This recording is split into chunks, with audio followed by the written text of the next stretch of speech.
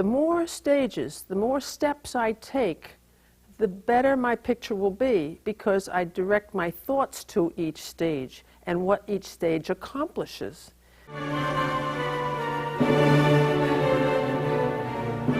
Hello, I'm Helen Van Wyck, and I'm continuing my painting of the old dolly on a shelf.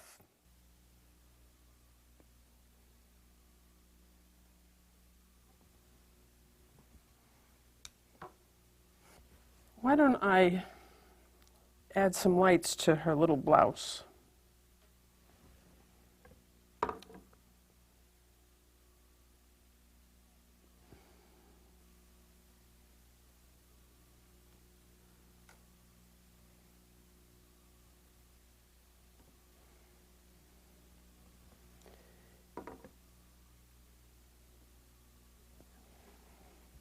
And I see a light along here. Some more lights. Always think in terms of doing as much as you can by adding light.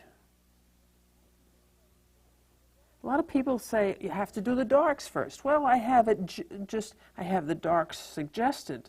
But I like to continue the appearance by adding light to put this in to start to suggest the plaid. We're trying to think of who this little girl represents. Little Red Riding Hood? No, I think she had a hood. This one has a distinctive little hat. I like to have a lot of time to do this. This is not enough time because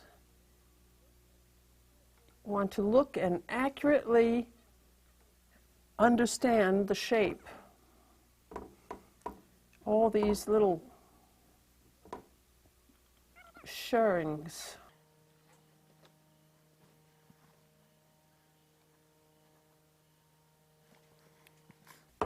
Such a cute little pinafore. You see this showing on this side. And the bib across.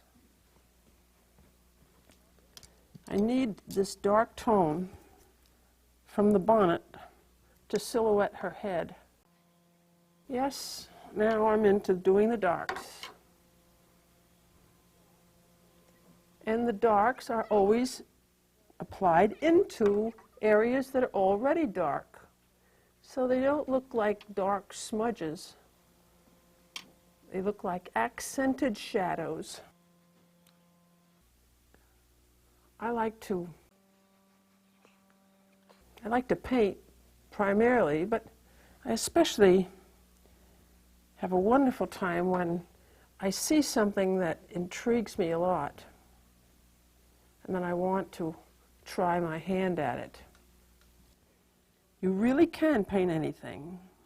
The principles then are your guide for anything that you might want to do a painting of.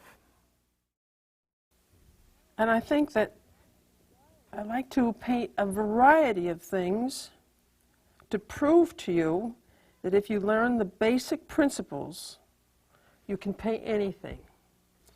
The principles of composition, the principles of drawing, the principles of light and dark, the principles of color and complement, the principles of sharp lines and soft lines, or the found and lost line, the principles of color application, and all these principles come from nature. And so you study nature to make your pictures look as natural as nature. Always a test of patience. You say, oh, I don't want to do that hand, but you got to just get down to the nitty-gritty and say, I'm going to look at it very carefully and do all the elements that it is. Well, one thing, it doesn't look right, it doesn't have a thumb.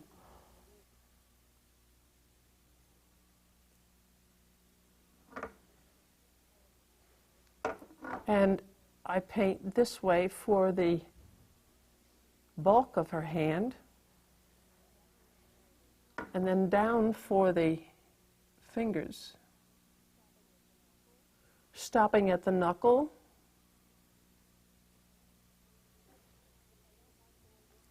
If I don't like the way this looks, I can always maybe fix it by going opposite to make it look more round. I can always take a brush and sharpen the edge. First, would have to let this painting dry completely so that I could then add the plaid. And that would be to glaze it on, but I'll try to just sneak it on.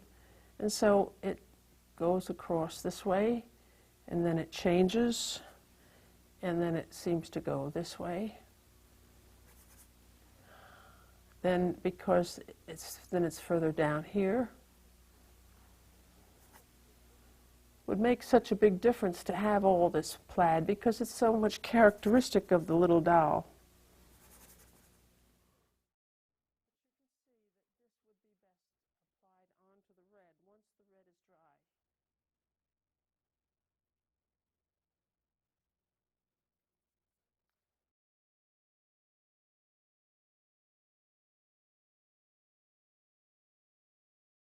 Many people are working in acrylic nowadays.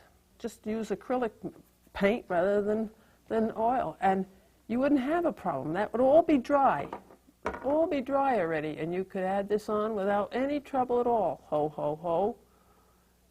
The only thing that you have to put up with when you work with acrylic is that everything dries right away, and you never get a chance to wipe it off or blend it in. I like to work in it now and then, but my goodness, been working in oil so many years, I can't shake the habit. So lights to the lights.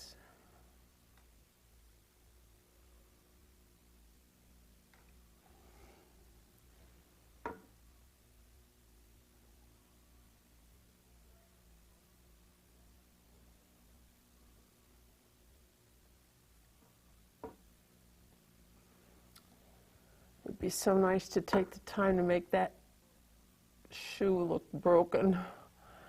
Cast shadows. Can't really stress their importance enough.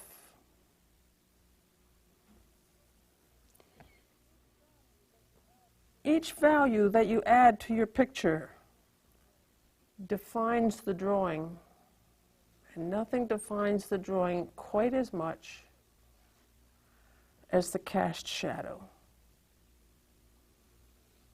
Oops, I just made her too thin. Oh well. It's fashionable to be thin. And I can lift this little skirt up by putting a cast shadow over here.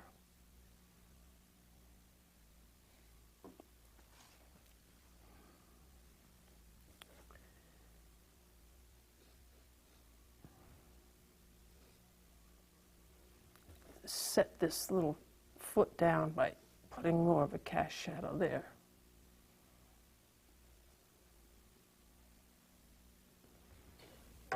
You diddle with it until it's done.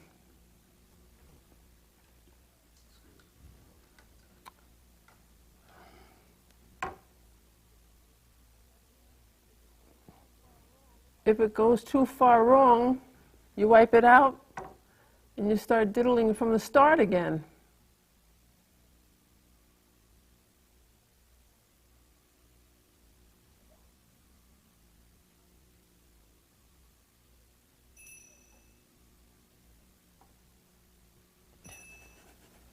And so it looks as though I have no more time to work on this, but I have a whole other lesson that you'll see the next time we meet. Or I may teach you how to make soup.